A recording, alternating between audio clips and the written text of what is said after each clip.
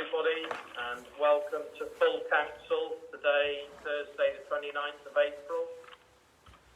This will be a virtual meeting with remote attendance by councillors and remote access of press and public, and will be held in accordance with the provisions of the local authorities and police and crime panels, coronavirus, flexibility of local authority and police and crime panel meetings, England and Wales Regulations 2020. I'd like to welcome all members and the public and press to this meeting. I would like to remind councillors that when we take motions, votes will be counted for unless you state against. And I would also like you to make sure, please, that you're on mute when you're not speaking. Thank you. And first of all, Stephen Taylor, please, our monitoring officer, if you could take the roll call. Thank you. Thank you, Chairman. Morning, everybody. The roll call, Councillor Dean. Yes, present. Thank you. Councillor Davis. Present. Thank you. Chairman, you're present. Councillor Legg. Yes, present. Councillor Marcus. Present. Councillor Roger. Present. Councillor Smith. Present. Councillor Watt. Present. Councillor Williams. Present. I think Councillor Lady Barclay has sent apologies. Is that correct? I think so. Okay. Councillor Lady Barclay isn't on the line. Anyway. Councillor Dorian Smith. Councillor Dorian Smith. Not present. Councillor Mrs. Rottick. Present. Thank you. Councillor Guy. Present. Councillor Mrs. Mumford. Present. Councillor Nellam. Yes, good morning. And Councillor Sims. Present. So just two members not on the line. Chairman, Councillor Lady Barclay and Councillor Dorian Smith. Thank you very much. The first item on our agenda are declarations of interest. Do I have any, please? Councillor Mumford.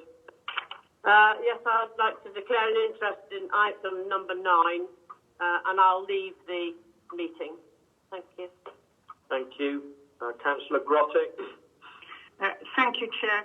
I'd just like to say that I've taken advice from the monitoring officer as my niece has an interest in a nearby flat, but I don't have declarable interest in item 9. Okay, thank you. Other declarations, please. Okay, thank you.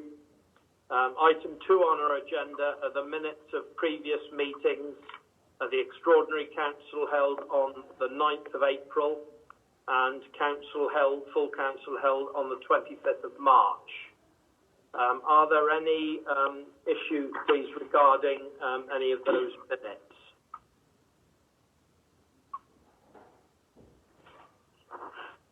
No. Then could I please have a proposer for the adoption of those minutes as a correct record? Councillor Mumford, thank you. And the seconder, Councillor Dean, thank you very much. Anybody against the adoption of those minutes, please? No, then they are adopted as a true record. Thank you. Item 3 on our agenda are Chairman's announcements. I would just like to say that, as you will likely be aware, this will be the last full council meeting of this current council. 3 of your councillors are not seeking re-election to the new council. And my colleagues and I would like to say a thank you to Councillor Marion Barclay, who has served nearly 40 years for Briar, and long-standing St Mary's Councillor Dr Adrian Davis, and to St Martin's Councillor Jonathan Smith, all of whom have made a very, very significant contribution to your council. My fellow councillors and I would like to say that it has been an honour and a privilege to have served you, our community, for the 4 years, and thank you for the trust that you placed in us.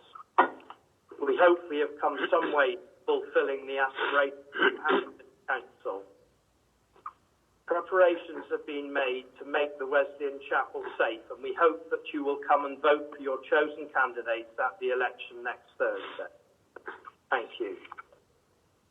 I would also like to say that although the coronavirus vaccinations on Scilly have gone extremely well and are continuing to do so, I would just like to remind the community that we still have to keep safe, because even though most of our community are now, as I've just mentioned, vaccinated and hopefully safe themselves, we can still pass the virus on if we contract it. So we must still be vigilant, please, and remember hands, face and space. Thank you very much. Item 4 on our agenda is questions understanding order 14, and I have none.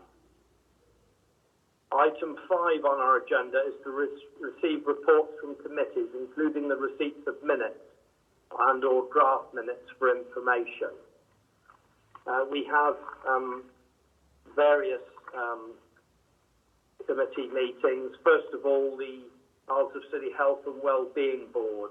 I'd like to hand over to Councillor Williams, please. Thank you, Chairman. Members will see from the draft minutes that we discussed three main themes at our last meeting. This was the integrated care system, which has bold ambitions for shaping the future of health and social care, which Scilly can play a big part in. We looked at the use of our Better Care Fund, which supports many very valuable projects, including Health Watch volunteering support, inter-island travel for health appointments, buzzer bus, etc., and praised the work which is going on with that. And finally, we looked at adult mental health support services, including pathways and outcomes. So three very valuable pieces of work. Okay, thank you very much. The next meeting we had was the Democratic Processes Panel, and I'd like to hand over to Councillor Marcus, please. Thank you very much. The minutes are included in the minutes of the agenda of this pack. I'd like to pass on to Councillor Smith, as lead member of the Climate Action Emergency. Jonathan, over to you. Thank you, Councillor Marcus. This is really just an update to the Climate Emergency Working Group Terms of Reference, which I'd like to thank Councillor Watt for drafting and collating. So I think we had a good discussion at DPP just around the merits of the kind of changes in terms of reference. The main changes really are just in tightening up of the wording, sort of stressing the political leadership that the council should play on this issue, which I think it has done, and we'll look at that a bit further in some more detail later on in the meeting. So I think it's a good refresh of the terms of reference. There's a slight change in terms of the membership. It's going to be proposed as 6 members of the council, appointed on an annual basis, supported by 2 officers. That's a slight change.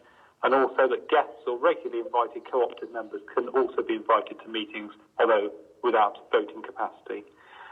So really, I'd just like to propose that we formalise these changes to the terms of reference so it's nice and clear for the incoming council, based on the recommendations of the working group and discussion at DPP. So that's the proposal I'd like to put forward to members, please.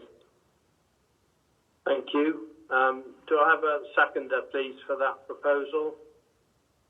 Councillor Mumford. Thank you. Is there any councillor against the adoption of these proposals, please? No, then they're carried. Thank you very much. Chairman. Thank you. The next committee meeting was the Isles of Scilly Inshore Fisheries, and I'd like to hand over to Councillor Guy, please. Thank you, Chairman. I would like to present the minutes of the Inshore Fisheries Conservation Authority meeting held on the 13th of the 4th to full council. Thank you very much. The last meeting to mention was the Isles of Scilly Local Outbreak Engagement Board. which is all the work around our efforts with coronavirus, which I chair, and like to present those minutes also. Thank you very much. So we move on now to item 6 on our agenda, which is to consider motions in accordance with Standing Order 12. I have none. Item 7 on our agenda is urgent items. I have none. We move now to part 1, and the first item on the agenda is the council calendar, item 8, and I'll hand over now to responsible officer for Democratic Services and Member Liaison, Andy Thomas. Thank you. Thank you, Chairman. This report is a standard annual report to Council, and as such is quite straightforward, except I must congratulate Councillor Watt on spotting my mistakes around the 2 meetings of the DPP, those being the 25th of September and 11th of December 2021, which are both Saturdays. So please note that the actual dates for these are the day previous in each case, as with the intention of the DPP meeting being run on Fridays. Other than that, it's over to the members. Back to you, Chairman. Can I just add something, Chairman? Yes, Stephen. Thank you. Paragraph 8 of the report refers to the High Court case that was brought by the Lloyd and Local Government, the Association of Democratic Services Officers, and Hertfordshire County Council. We received the judgment yesterday, and the High Court did not think that the Local Government Act, 1972, would allow remote meetings. They've done quite a lengthy judgment on it, and so it looks as though, unless the government intervenes by making primary legislation, at the moment it looks as though that after the 7th of May, we will not be able to have remote meetings because the regulations will expire on the 6th of May, and so therefore any future meetings will have to be physical meetings. Okay, thank you very much, Stephen. Have any members got any issues or questions, please, around the council calendar? Councillor Smith. Thanks, Chairman. Just really a question following on from what the monitoring officer just said. That presumably applies to formal meetings such as full council, does it? But other working meetings could obviously be done remotely if needed. Yes, that's right. It applies to 1972 Act committees, which are formal meetings of either the council, licensing committee, etc., etc. But informal working groups would not be covered by that. But it's anything to which the public would have access. Yeah. Okay. Thanks for clarification. You're welcome. Thank you. So can I have a proposer, please, for the 3 recommendations around the council calendar? Councillor Mumford and seconded Councillor Marcus. Are there any councillors against the adoption of the calendar, please? No, then those recommendations are carried. Thank you. Item 9 on our agenda is planning application for Parkview 11, the parade, in the hands of Lisa Walton, our Senior Officer for Planning and Development. Thank you. Thank you, Chair. Sorry. Yes, Councillor, Sorry. You're leaving the meeting. Thank you. Okay. Yeah, thank you, Lisa. So this application is brought to full council on the basis that it defaults to full council for a decision as the proposal is for a new dwelling. In terms of the published report and the consideration of the application, then it's noted that the proposal seeks to develop one dwelling, which will be located to the rear of the property Parkview, with a frontage onto Town Beach. The dwelling is a 2-bedroom infill development. The scheme has been redesigned to address an objection from the Environment Agency, which has now been withdrawn, subject to a condition on finished floor levels. An unusual note from the report is considered that the proposal will not have an adverse impact upon the setting of the adjoining designated heritage assets, and will have a positive impact upon both its setting and the wider character of the conservation area. When viewed from the parade, the dwelling will largely be obscured by the property park view and adjoining south-facing buildings. The main visual impact will be from Town Beach and the harbour, where it has been identified that the proposal will have a positive impact in terms of the appearance of this current underused space and will not harm the scenic beauty of the AONB. South West Water have confirmed that there are no objections to the proposal, and on this basis the dwelling can be supported in terms of drinking water supply, and additional connections to the public sewage network will still have to be agreed with South West Water. There are a number of conditions to ensure that sustainable design, water consumption standards and landscaping and biodiversity enhancements are all delivered at the site as part of this redevelopment. This includes the management of the construction works in accordance with the construction management plan. And subject to the conditions set out, it's considered that the proposal would deliver a local neat dwelling in a sustainable location without significant adverse impacts and in accordance with the adopted local plan. The application is therefore recommended for approval. Thank you. Thank you very much, Lisa. I'd like to hand over to Councillor Marcus, please. Thanks. I've read the report and the representations from members of the public. I think the objections can be categorised into three areas: light, noise and maintenance.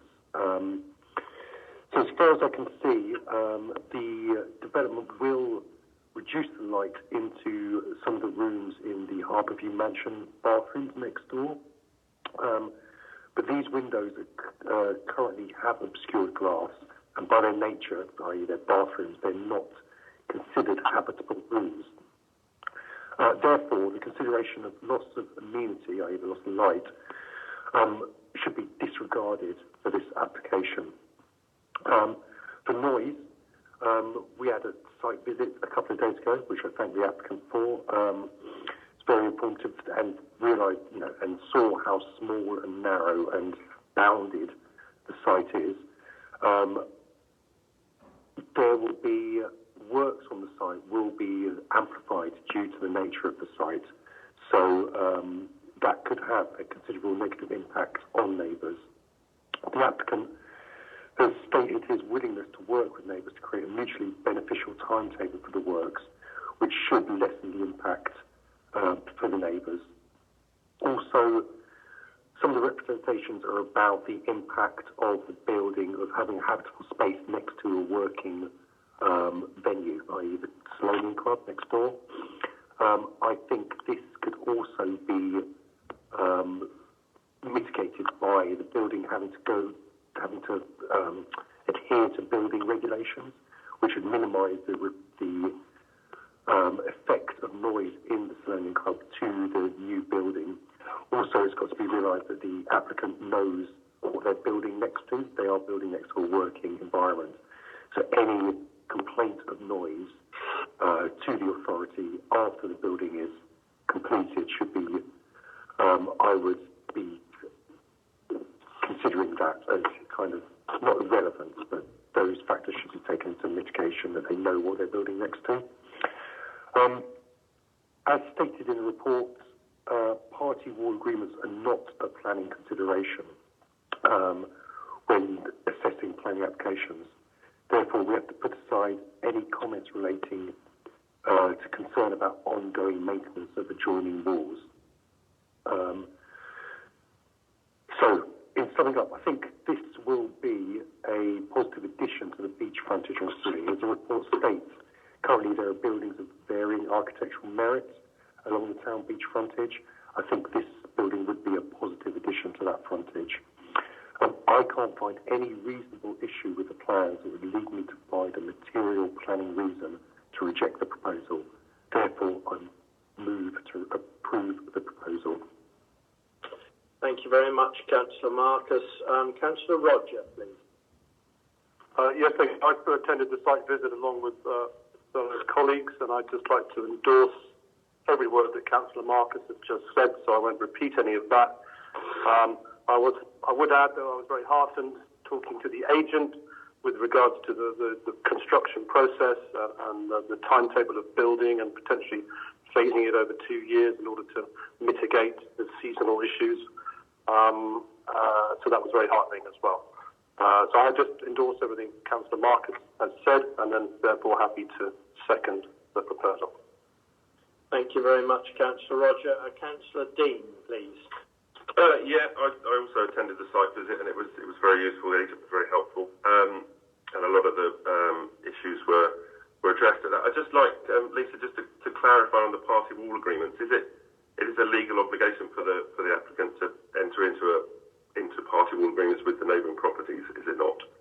They have to comply with the building regulations, and they have to enter into an agreement. We can't make them go through the formal legal agreement process, but they have to come to either an informal agreement with each party, or it's a more formalised employer surveyor, get the two parties to agree on what they will and won't do, and what they will make sure they make good any issues with each property, each of the adjoining properties. So there is an obligation, because they are attaching onto third-party property, to have an agreement in place.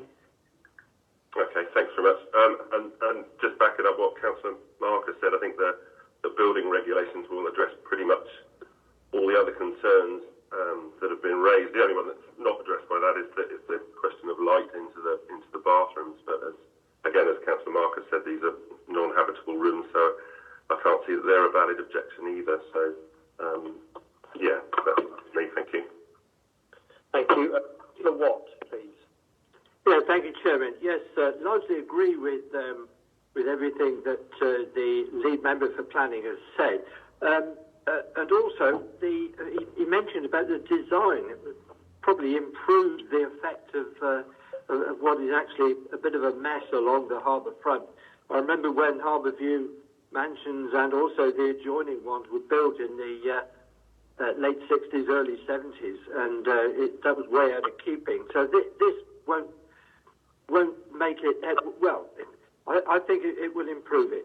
So the second thing, very, very briefly, in the conditions, condition number 10, C10, it mentions in the report about the construction method statement and also a construction management plan. Now, I assume they are pretty much the same thing, but just a personal point of clarity, is that statement to be provided by the builder or the applicant? So, just to come back on that, Councillor Watt, it is a construction method statement management plan is a sort of, I use those words interchangeably, it would be a single document that seeks to set out to communicate to neighbouring properties, anyone with an interest in the construction project, the timing of the works, how they will manage deliveries, how they will store their materials, how they will minimise any disruption, minimise the impact on the environment, all those things, who the contractors will be. So it's a statement that sets out how they're going to manage the build in a way that minimises the impacts. The neighbours know the timings of things, they know who to contact if there is noise. All of those things, the construction management plan or method statement would be put in by the applicant, and it would be a condition they would need to discharge before they commenced. Thank you. Thank you. Councillor Smith, please. Thank you, Chairman. I'm glad to see that they've addressed the objection from the Environment Agency around sea level issues. I think it's just worth pointing out to members of the public that actually for future developments, especially new residential developments, the Environment Agency will put objections if it's under the 6.4 metre above ordnance datum contour without flood risk action plan. And I think that's a very significant development for the Isles of Scilly. I think all members of the public really need to be aware of that. And just underlines that sea level rise is a serious issue for us in the future. I note all members' comments on this. I think, for me, the party wall issue is a really significant one, but I take what Councillor Marcus says, that we can't reconsider it. Just a question to Lisa around sustainable design measures. I've asked about this before. There are some, the applicant has suggested some sustainable design measures they can do and given a load of reasons why they can't do certain ones.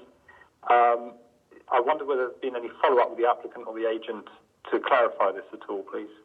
Yeah. So, thank you, Councillor Smith. The agent has confirmed, so the submitted information refers to they will then, endeavour to put in things like the high standard insulation and the triple glazing. They have confirmed they are the things they will be doing, so they have confirmed that, and they will seek to, put in all the things they can do to reduce energy consumption, water consumption of that property. But that is a condition, and they will have to set that out clearly and confirm all those things. But they have confirmed that, they will go over and above the building regulations in terms of keeping the building warm. That's good to hear. And also worth noting to members of the public, I think if planning applications come to council now, that is a requirement, isn't it? Sustainable design measures. Yes. Thanks to our new local plan. Yeah. Yeah. Thank you, Chairman. Thank you. Councillor Dean? Thanks, Chairman. Just one final point. I think it's important to note that this new dwelling will have a Section 106 agreement on it, so it will be for local needs housing, so that's a net gain for us as a council. So just wanted to emphasise that. Thanks. Okay, thank you very much. If there's nobody else wanting to come in, I have got a proposer and seconder for the approval of this application. Is there any councillor against this application, please? No, then it is approved. Thank you very much indeed. We move on to the next application. Chairman, can Councillor Mumford be recalled, please? Yes, certainly. When she notifies us she's present, then go on to item 10. Yep. I will do that right now. Thank you.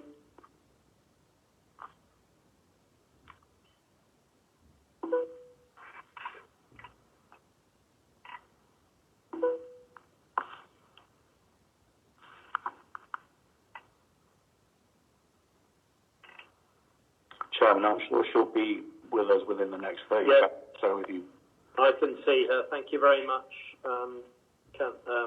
Andy Thomas.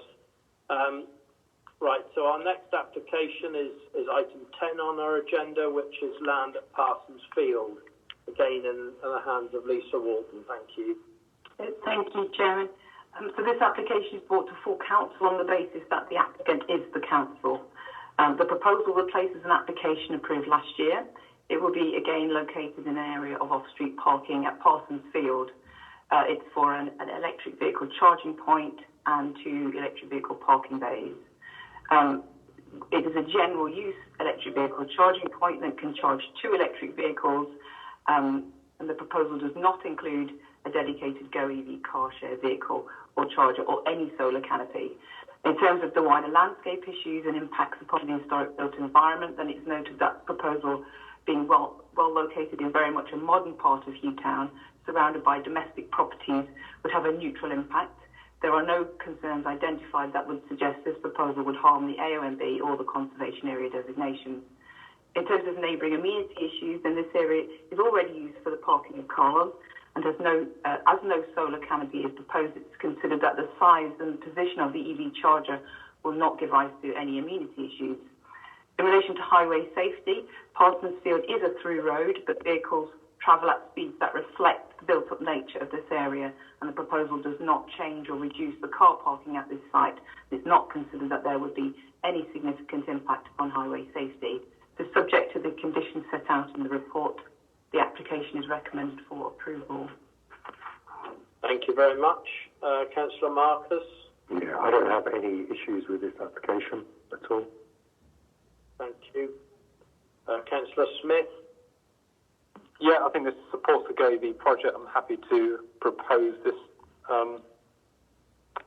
this application. Thank you. Thank you. Could I have a seconder, please? I'll second that. Thank you, Councillor Marcus.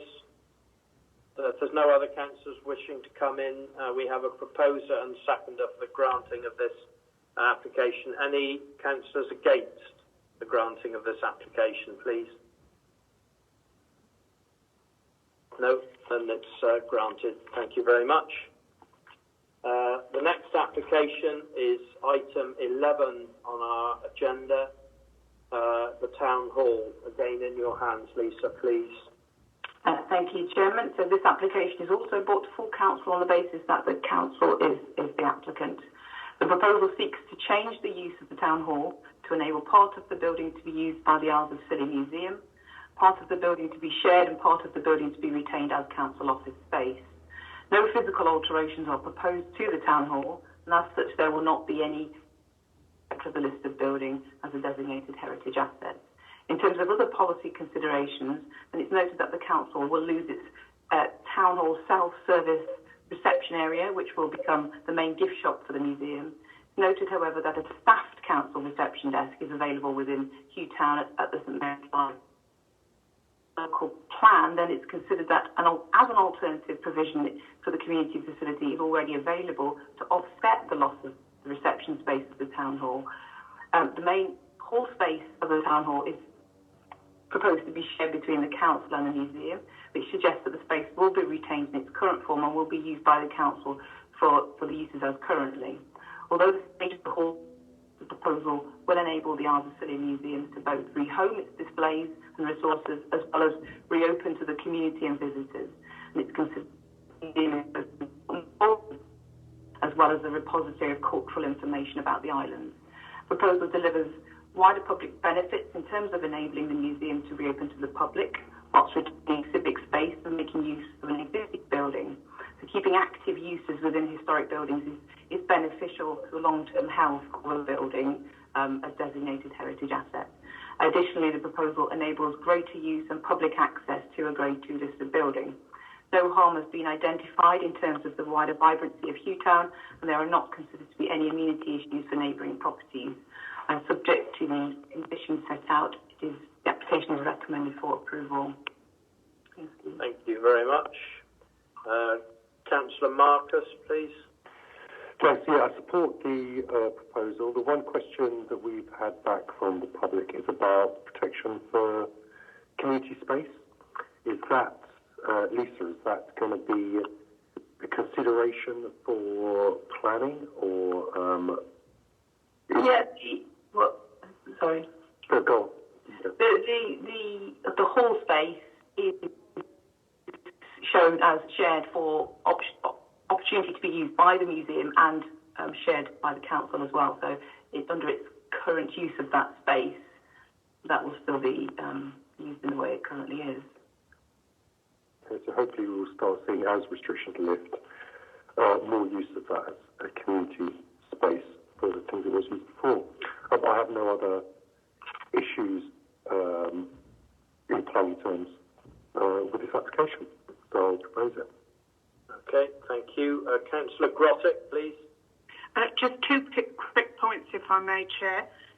Firstly, to say that we are discussing how, at the moment, there's a contact point where members of the community can telephone officers or departments should they so wish. And also we have with this application lots of posts which people have been used to coming to the Town Hall and being able to post a letter in. I'd just like to reassure the public that this matter has been brought to the officer's attention and we are discussing how best we can get round this. It's not too far perhaps to take a letter to the library, but obviously the contact with officers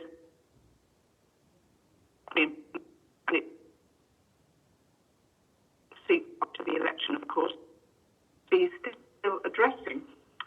And secondly, the application includes a small gift shop. I would just like to hope, as it has been noted in the report, that the museum are mindful that there are retail environments in Hugh Town that do pay a lot in business rates, and hopefully the gifts that are sold from this particular environment will be museum related and not cause any grief or distress to anyone who might be paying those business rates elsewhere. Thank you. Thank you very much. If nobody else is wishing to come in on this, I have a proposal for the granting of this application from Councillor Marcus. Do I have a seconder, please? Councillor Sims. Thank you. Is there any councillor against the granting of this application, please? No, then it is granted. Thank you. And the last planning application on today's agenda is item 12, land adjacent to the Schiller Shelter. Lisa, again in your hands, please. Thank you, Chairman. This application is again brought to full council on the basis that the council is the applicant. The proposal is located in an area already used for car parking, with the EV charger located between existing timber bollards on the edge of the pavement. The storage installation.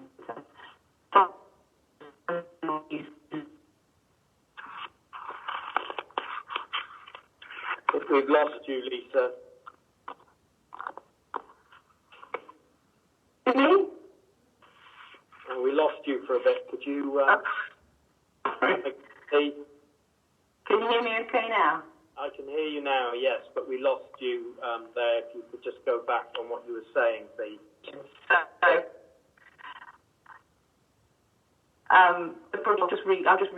I'll just write that up. So the proposal is located in an area already used for car parking, with the EV charger located between two existing timber bollards on the edge of the pavement. Electric vehicle charging point that can charge 2 electric vehicles and 2 general use electric vehicle charging bays. Proposal does not include a dedicated Go EV car share vehicle or charger or any solar canopy. In terms of the wider landscape issues and impacts upon the historic environment, and it is noted that the proposal, being well located in very much a modern part of Hugh Town, surrounded by built buildings and domestic properties, it would have a neutral impact on the wider character of the conservation area and would not give rise to any harm and be. In terms of neighbouring amenity issues, then this area is already used for the parking of cars, but as there is no solar canopy, it's considered that the size and position of the EV charger will not give rise to any amenity issues. And in relation to highway safety, although no formal car parking spaces are marked out on the ground and there is a through road, vehicles travel at speeds that reflect the built-up nature of this area, and the proposal does not change or reduce car parking at the site. And on this basis, it is not considered that there will be any significant impact upon highway safety. And overall, subject to the conditions set out, it is considered that the application is acceptable and it is recommended for approval. Thank you very much. Councillor Marcus, again, please. Yeah, again, no issues with this application, so I'll propose it. Thank you very much. Councillor Smith. Again, Chairman, to support the Go EV project, no issues with this application. I'll second this proposal. Thank you. Thank you. Any other councillor wishing to come in? No, then I have a proposer and a seconder for the granting of this application. Is there any councillor against this application, please? No, then that's carried. Thank you very much indeed. We move on now to item 13 on our agenda, which is the Monitoring Officer Protocol, and in the hands of our very capable Deputy Monitoring Officer, Stephen Taylor. Thank you. That's very kind of you, Chairman. I hope you say the same at the end of the meeting. So far as the Monitoring Officer Protocol is concerned, this arose after consideration by the Democratic Processes Panel earlier this year at the Ethical Desktop Audit. And it was identified that we didn't have a protocol in place, and the purpose of the protocol is to enable the monitoring officer to exercise the requirement on them to ensure fairness and legality of decision-making by making sure that he or she are aware of emerging issues that could impact on those matters. Nothing much to add further to the report, and the Democratic Processes Panel is recommending the adoption of the protocol. Thank you. Thank you. Councillor Marcus, first of all, do you have anything to say on this, please? No, it was discussed quite thoroughly at DPP. We all came to an agreement there, so we're just presenting that to members for approval. Thank you. Councillor Grottick. Thank you, Chair. I'd just like to second the recommendation. I'm sure all my colleagues join me in thanking the Deputy Monitoring Officer for his help and advice during this term of office. Thank you. Thank you very much. We have a proposer and a seconder for the adoption of this protocol. Is there any councillor against the adoption of this protocol, please? No, then it's carried. Thank you very much indeed. Thank you, Chairman. Thank you. We move on now to, excuse me, Part 2 reports, which are for information only. The first is item 14 on our agenda, which is the delegated planning decisions. Item 15 is the service plan for planning. Item 16 is the decision note for the additional restrictions grant, January national lockdown period. And lastly, item 17, there are no member updates because of PERDA at the moment in this election period, except for the climate change update, which, and I will hand over to our Chief Executive, Paul Masters. Thank you. Thank you, Chairman. Good morning, members. Obviously, normally Part 2 reports are for information only and not vote. However, in light of the fact that this update from the lead member summarises the activity in terms of climate change over the past year, I thought, as your CEO, I should comment and give assurance to the lead member and to Council that I will ensure that a report comes to next full Council for the Council to fully debate the draft recommendations that are laid out in this report, and then for the full Council to decide the way forward and the timescales associated. I say this unusually, of course, because you'll recall, members, that we've signed up as a Council to an ambitious climate change agenda, and it's quite right that a clear action plan is agreed by Council as soon as possible in order that we can agree the resources and be able to monitor progress against that action plan. So I'd like to thank the lead member and the Climate Change Action Group for all the work that has been carried out over the last year, which is detailed in the report.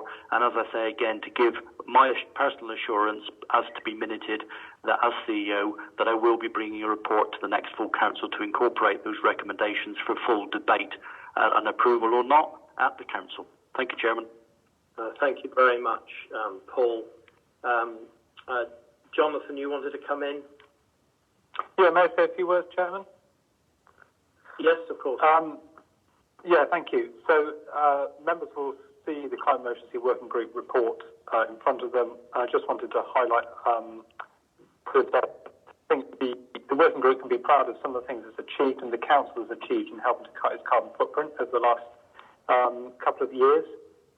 Appreciate that members of the public may not have been so aware of what's been going on, and this has been part of the idea of bringing this report into the public domain so that the members of the public can see what the Council are doing.